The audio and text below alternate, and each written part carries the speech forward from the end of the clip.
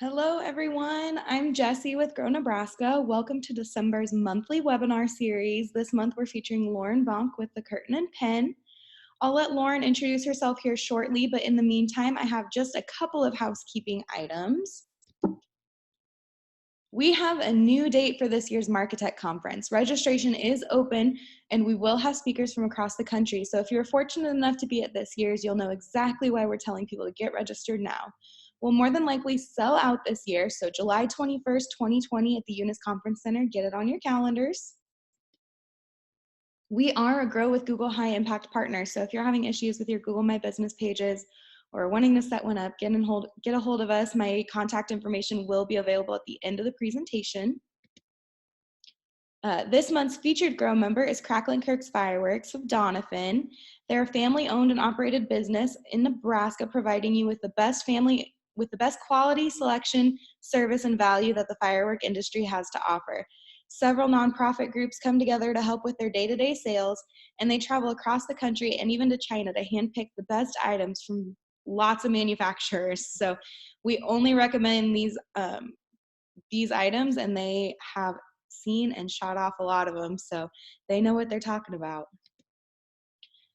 Now it's time for the Woman of the Hour. This is a casual webinar today, so if you have any questions while Lauren is presenting, raise your hand or chat directly to me or the group, and we'll get it answered as Lauren is discussing that topic. If there isn't time to answer your question, our contact info will be available at the end. Lauren, I'm going to let you take it away. Please give us a brief introduction before you get rolling. Sure.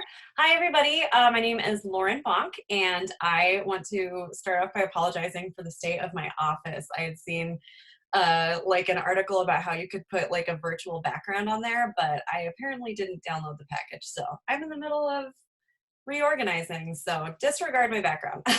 My name again is Lauren Bonk. I own the Curtain and Pen copywriting services, which means that I provide written content for small businesses and larger businesses too. Basically anything from blog posts to website copy to an uncomfortable email to somebody that you've been dreading. So today we're going to talk about network like a pro, online or in person. So this is going to be about how you can use written content to not only network via the internet, or you can even use written content to network in person. So we could probably move to the next one. Oh, here's all of my stuff. I'm at Lauren Bonk on Twitter. I mostly just tweet about not wanting to do my dishes, but there are a few other things on there. You can go to my website at curtainandpen.com and see my portfolio and get a much more detailed description of what it is that I do. All right, so we're gonna start out by, I gotta not get distracted by the chat feature. We're gonna start out by talking about why written content is so important. And unless you've got a business that is completely unique, nobody else does anything like this. And some people do, but for the most part, we're all part of an industry, and it's important to set your business apart and above the competition that you are in the arena with. That kind of leads into being able to control the narrative.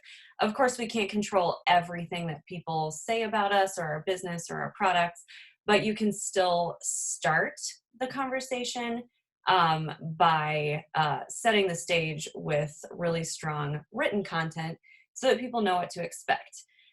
The cool thing about written content is that it is so versatile.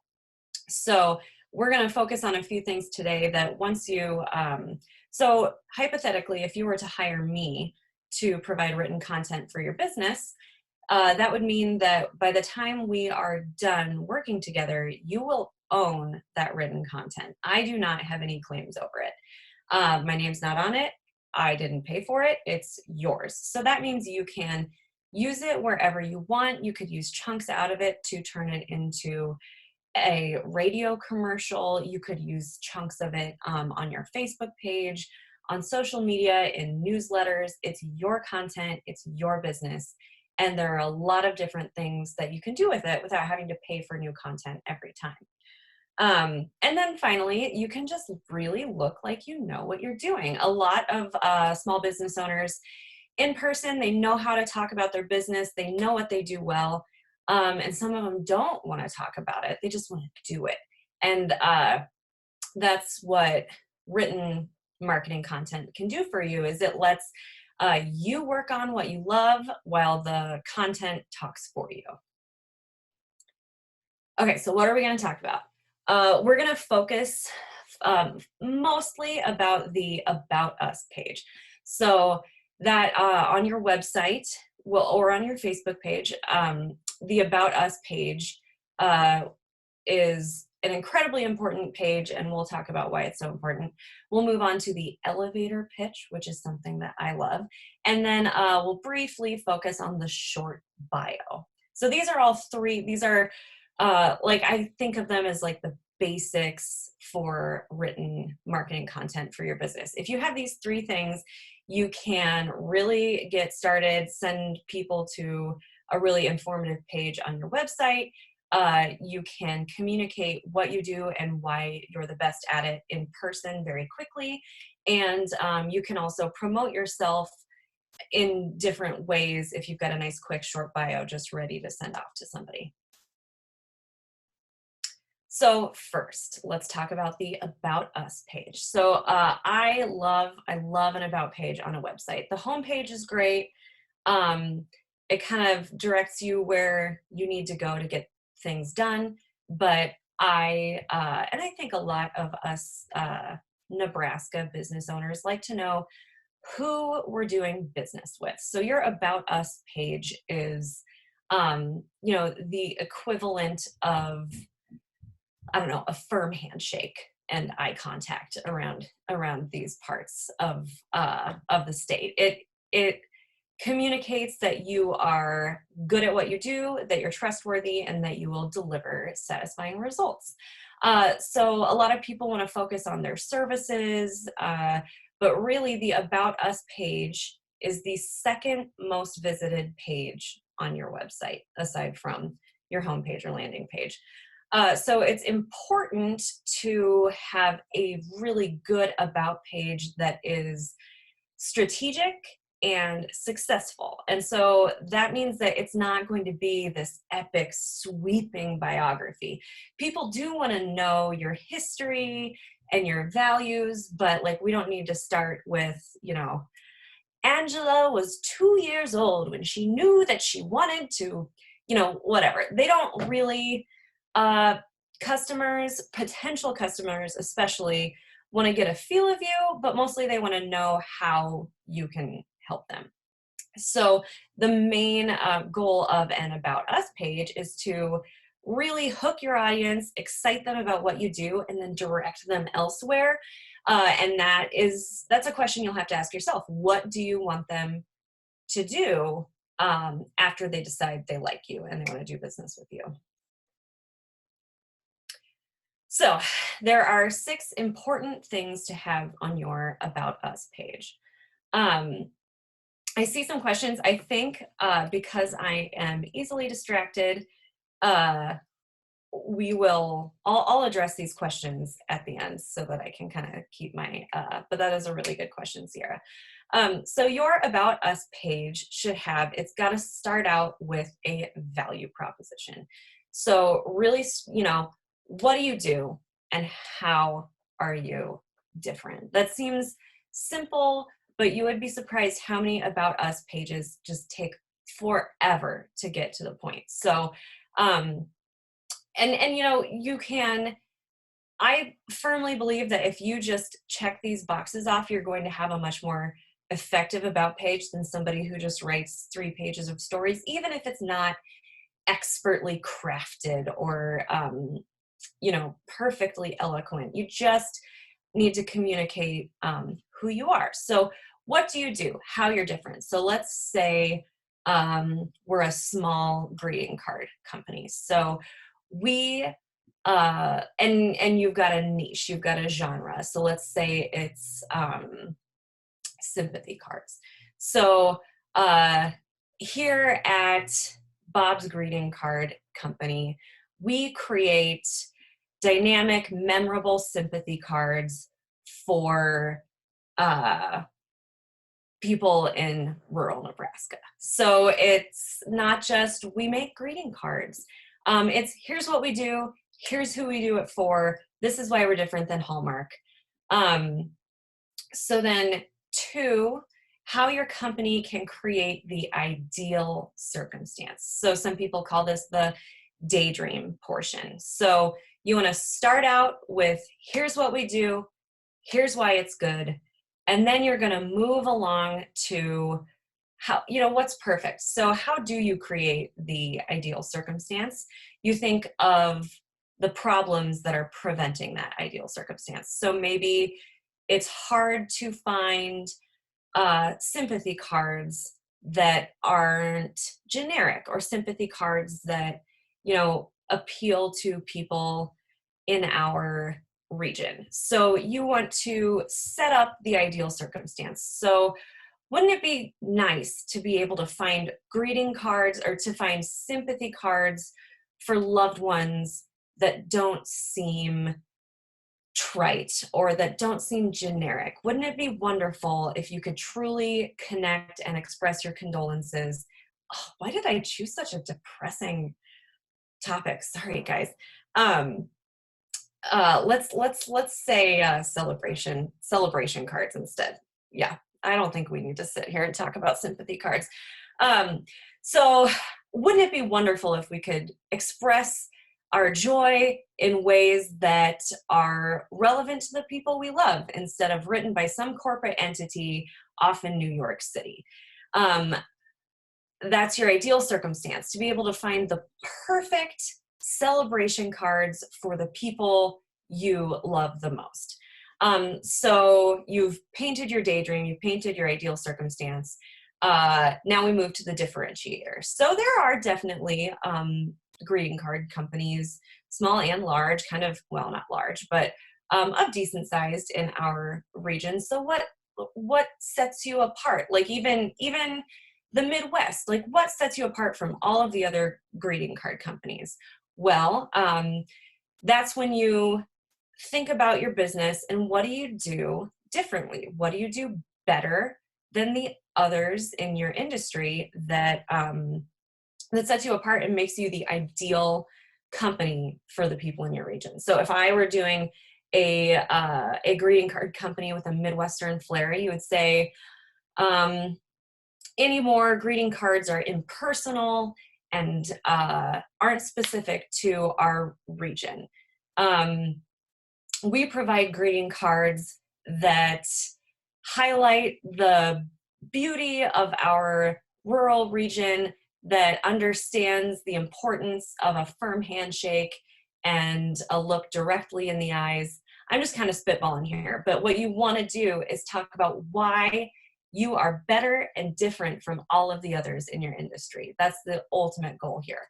And then finally, not finally, but fourthly, that's when you can add in a little paragraph about your personal story, because I don't want to discount the importance of your personal story. We just don't want that to be the entire About Us page. We don't need an entire timeline from the moment you woke up in the middle of the night and had this dream to all the way through all of the details to how it got started. We just need a nice, relatable, personal story that gives your audience an idea of who you are as a business owner and why you're the perfect person for them to trust. So it can be a little bit of a bio.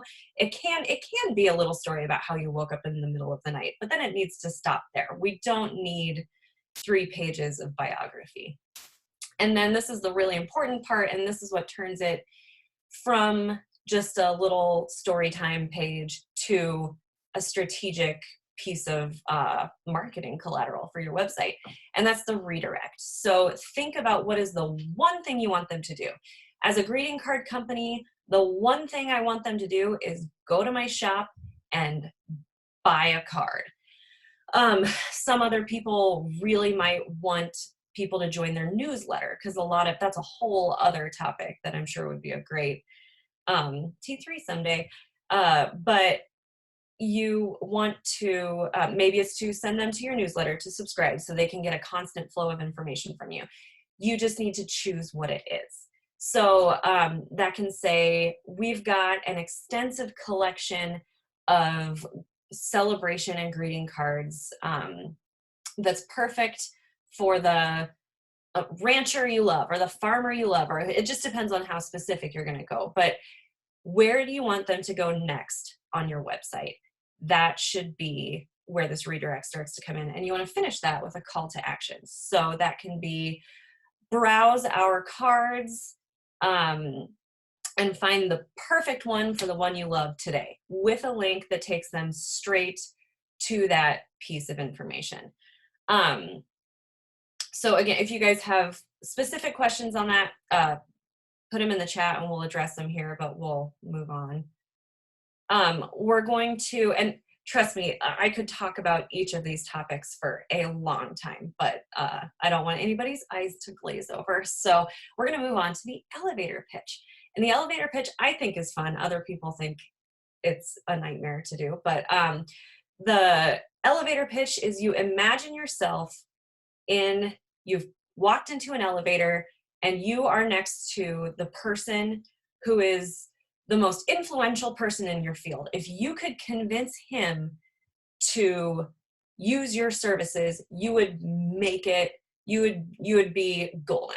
And so the idea is that you have, from the moment those doors shut to the moment they open again, to convince to introduce yourself, tell them what you do, and convince that person that you are the one for them. It's usually about 30 seconds. But if you can write an elevator pitch, memorize it to an extent, you can really effectively network with people in person at a conference or in an elevator or running into somebody on the I don't know why I said golf course. I don't golf, but you know, it's just a way for you to sound really professional, really confident, really sure of your business, and finish with handing them a business card, and they're going to walk away thinking, wow, they know exactly what they're talking about.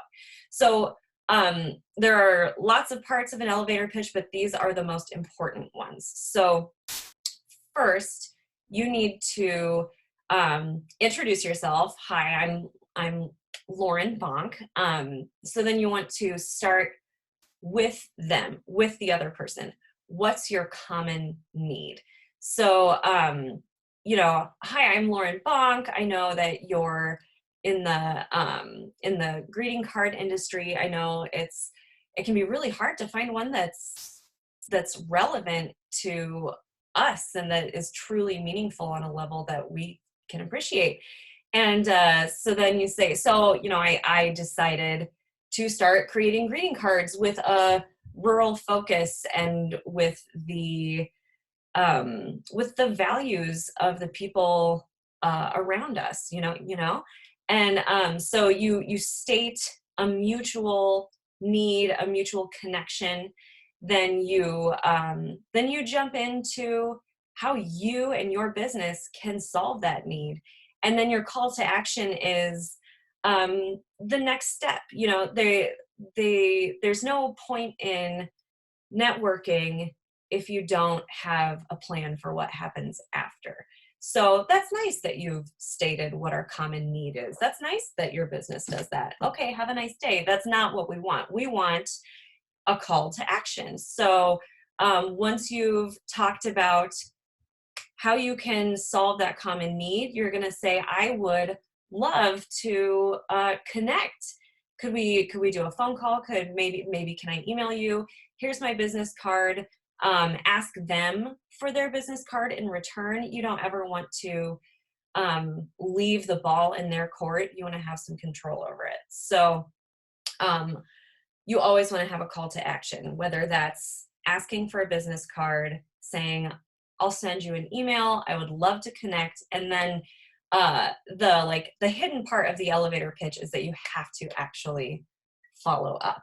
And you would be surprised at how many people don't follow up, and that in itself will set you apart. Oh, I feel like I'm getting rambly here. Now we are on the short bio, and here's an example of the versatility of written marketing content. You can easily take your elevator pitch and your about me page and craft that into a short bio. So instances in which you would need a short bio is, say, you're doing something with Grow Nebraska, or you are hopping on NTV to talk about your product or your service, or somebody has asked to interview you or want to include you in a press release. It is really nice to have a short bio already planned that you can just send to this entity that's going to do the marketing for you. So you want to start with your name and your current position.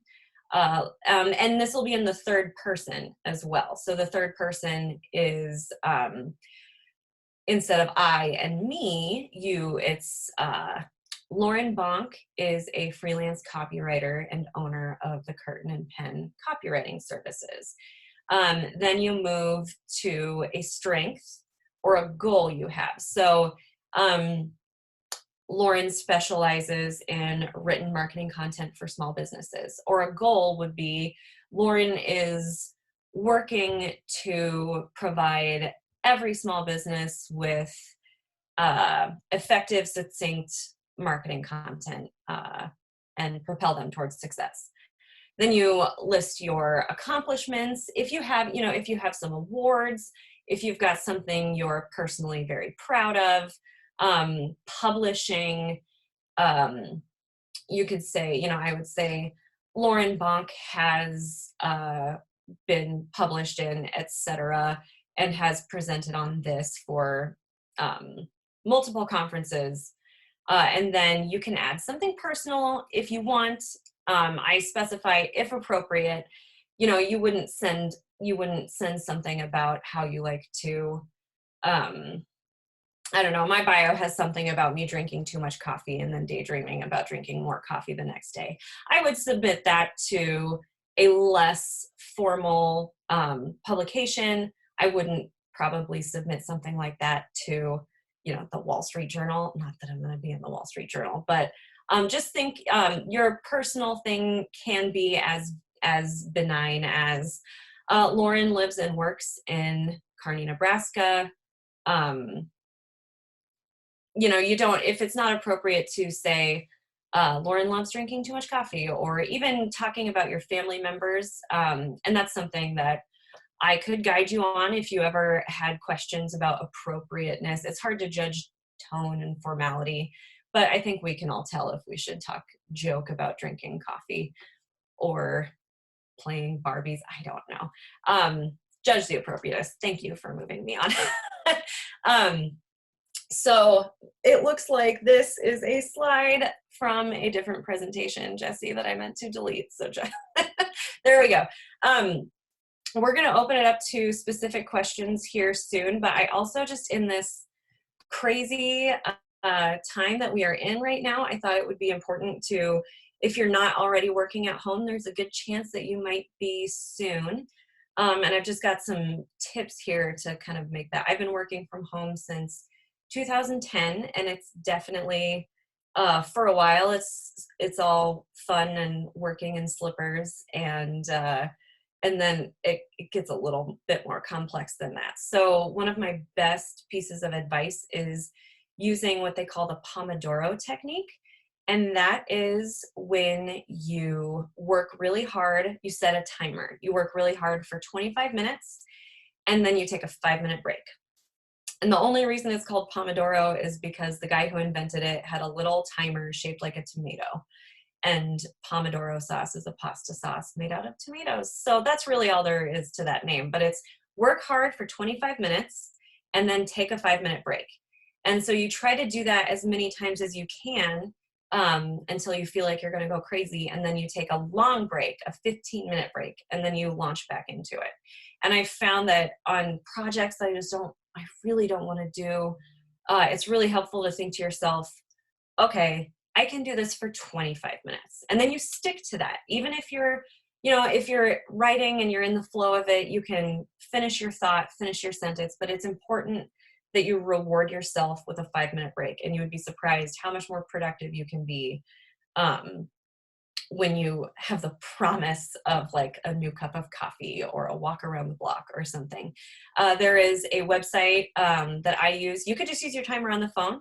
You could also use tomato-timer.com, and it's got it all perfectly positioned out. So you can click Pomodoro and it'll start a 25-minute timer and it beeps at you. And then you click short break and it gives you 5 minutes. I use it quite a bit.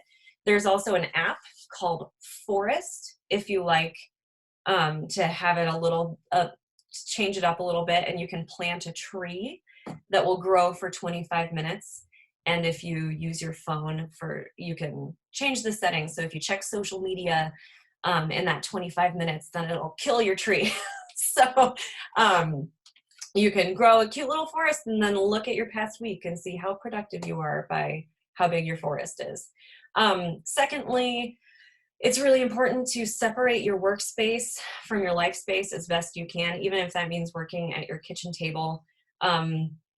Make sure the table's clean. Don't work among all of your stuff. If you've got kids, if you can find a room where you can shut a door or put up a screen, or even I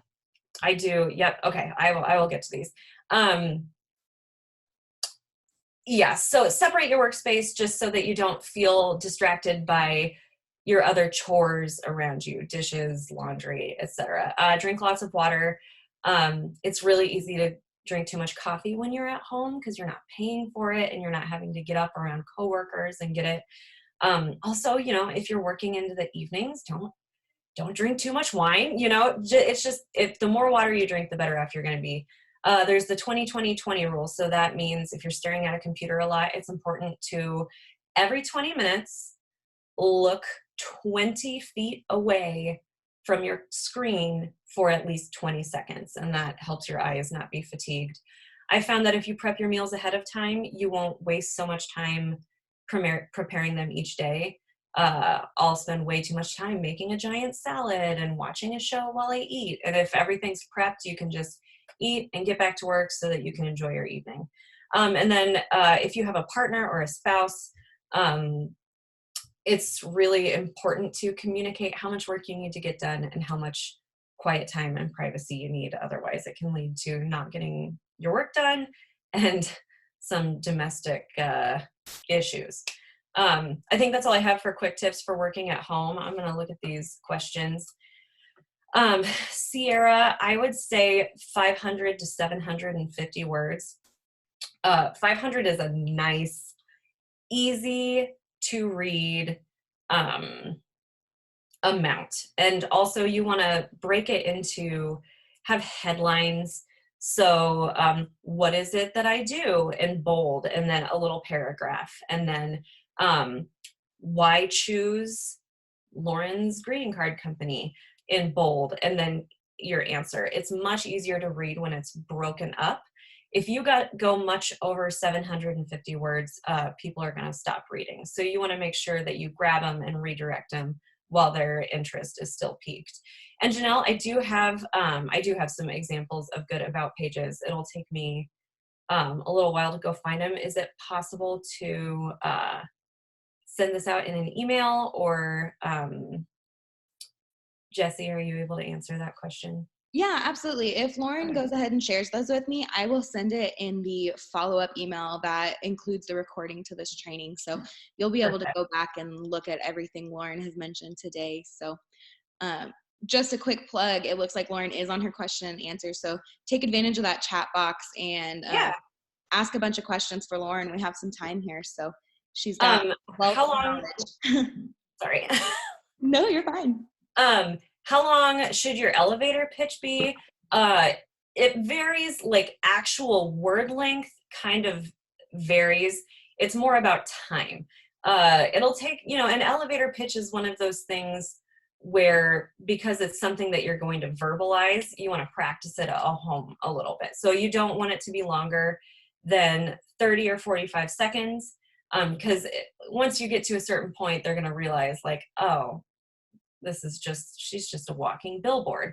I will also find some really good elevator pitch resources too. I found that in-person networking is so awkward for everyone anyway. Not everyone, but for a lot of people. Um, and if you can just come off as confident and you know exactly what you want to say, that in and of itself is memorable. How do I utilize LinkedIn for networking? Oh, that's privately to me. Jesse, do you want me to answer that? I mean, I don't really, oh, okay. I don't personally utilize LinkedIn um, a whole lot, but I know that that is a resource that a lot of people do use a whole lot. And from what I know of that, there's a lot of direct messaging that people use. It kind of depends on which angle you want to take. I don't personally use LinkedIn because I spend most of my time putting myself physically out there, but that's not a strength that everybody likes. I like to network in person, do presentations, go to conferences, that kind of thing. So I put more of my mental effort towards those kind of things. But the people who do use LinkedIn take a few different approaches. It can be publishing your blog posts via LinkedIn. It can be sharing information. So you could be a resource on LinkedIn and that would market you well. You could also be an interactor on LinkedIn and that can market you. So interacting with other people's posts, following the prompts that LinkedIn give you. Or you can direct message, and that's a whole other thing. But some people launch campaigns where they direct message to people in their network that look like they could benefit from them. LinkedIn would be a good T3. Watch, every time I suggest a T3, it's probably already been done, but it would be good. What about pictures on the About Us webpage? Should those be included, and how many? I think it just depends on on the photos that you have. If they're professionally done, it's important on a website. Visuals are very important. People like to see your face. People like to see what you do. If your business is something that would benefit from stock photos really well, just make sure they're professional looking. That's more of a physical design of the website question, but I would definitely recommend photos on your page. Not a lot. You don't want it to be too busy. It could be like your header photo at the top is a big photo of you, or a photo of you on the side, or your product. So my official answer is yes, include photos because people want to see it. Don't do too many because you don't want to distract from your message. Amanda says, have you found that people take well to Zoom preset backgrounds better, or actually seeing what's behind them? I'm generally curious on your thoughts since you mentioned it. I really don't know. This Zoom world is pretty new to me. I think that I was just gonna do it to hide the ugliness of what's going on here. I think it probably is more specific to what group you're talking to. As a content creator, how do you navigate the waters of people wanting to see more pictures and videos instead of content? The thing about that question is that it kind of depends on your definition of content, because for a lot of people, pictures and videos are content. I personally think that we can all, visual arts and written arts can all exist very happily in the same space together. Because if you think of videos, most videos still need a script, and that is where I get a decent amount of work too, is people needing to write a video. And if it doesn't have a script, there's still somebody who needs to write out the storyboard of the video. So I think that I think it's something that we can all enrich each other with, as opposed to having to sacrifice one or the other, if that makes sense. Trying to think of anything I may have. This is a little off topic, but there are a lot of apps out there I have found this one app that I love called Plant Nanny. And if you have a hard time drinking water, I don't know if you can see that, you plant a plant, and every time you drink a certain amount of water, you can fill up your water and water your plant and keep it alive, and then you get a whole garden.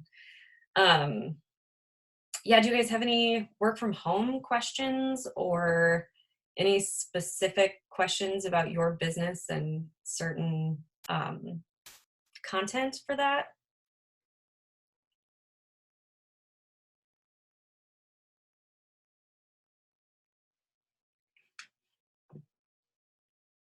Um, Trying to think here of what else I could talk about. How do you navigate working from home with kids if you are the primary one watching them? Um, that I kind of believe that there's not a whole you need to have some kind of separation, whether it's letting them zone out on a screen for like like situations like this where my husband works at the university and he teaches math there, and so he now is working from home and doing that virtually. And so we have I get the mornings and he gets the afternoons for work. But there were days earlier this week where my kids were not in school, but he had to be at the university. And so I saved all kids are different. Some are perfectly fine just reading quietly and they won't bug you. When they're littler, uh, you, you just need you need somebody else to watch them, or if they'll watch a cartoon or something, I like ration screen time. So if I know I need to get a solid hour of work done, I'll entertain them with something else and then say, here you go. And if you can shut a door, that's nice. Having that physical separation is good, but the unfortunate answer to working at home with littler kids is you're not going to get a whole lot done unless you've got a really specific plan for it. Are there things that help you in the mornings to transition from house slash getting ready to entering your work mindset? That is a really good question. I have to put on real clothes. Like, it seems simple, and I know that one of the perks everybody jokes about, like doing Zoom conferences, like in your pajama pants. I am wearing jeans. Like and I'm not going to be leaving the house at all anymore. So like I'll probably still put on makeup and do my hair. And for me, that physical change into real life, going out in public clothes really helps me. Um, Also, I've started, it seems so like silly and simple to talk about this, but it really does help. I set my coffee pot, whatever form of caffeine you need in the morning, making it easy to just jump right into is really helpful for me. I don't have my planner. Shoot. I use a planner called the Passion Planner, and it's a really detailed it's a detailed planner that sections out the day into at half hours. And so I always start my morning planning out my day, and sometimes it doesn't always work out the way I planned it, but just forcing myself to sit down, drink my coffee, spend 15 to 20 minutes plotting out my day is really, really helpful. The cool thing about the Passion Planner is at the bottom it separates personal to do from work to do. So it's a planner that's really geared toward entrepreneurs who have to balance like paying the household bills and paying your quarterly taxes. So passionplanner.com is great. They have free downloadable um, printables that you can use to try it out. You could even print out the whole entire planner for the year if you wanted to for free. But I mean, that's a lot of paper.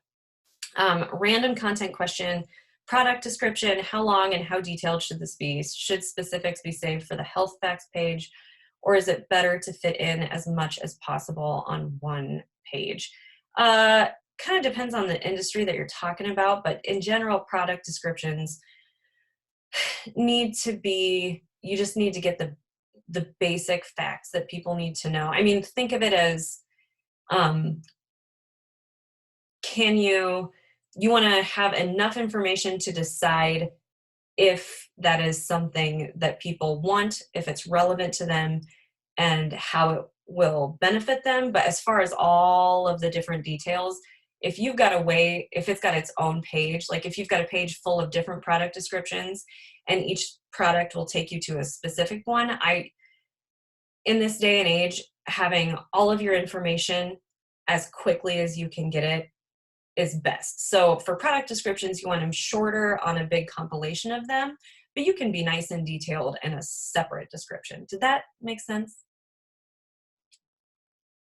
Okay, cool. Yeah, you're welcome. Something that is also another app, it depends on your personality. There's an app called Habitica. Oh, it's spelled weird. Oh, that was to Grow Nebraska privately. Hold on, everyone. Habitica. It is basically a to-do list app, but it's been turned into like a geeky adventurer game. So you can like create your character, and every time you tackle something on your to-do list, it will, you'll slay a monster or find a treasure or something like that. So if you're into that kind of thing, or if you know somebody who is, that's another good way to stay productive without it feeling like a slog. Hi, Jessie. Hello. I'm going to give a couple more seconds just for any other questions that might be coming through, and then for Lauren to add any additional things on for you guys. But wow, what a great presentation. Hopefully it was helpful and specific and not too rambly.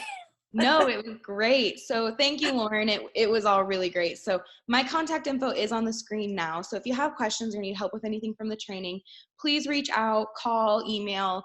I have Lauren's contact information. So if it's something I can't answer for you, I'll pass it along to her. And again, that's all for today. So thank you everyone for joining the Grow Nebraska Foundation on this month's webinar series. Another shout out to Lauren with Curtin and Pen for being today's presenter. Everyone have a happy and safe Thursday. Yeah.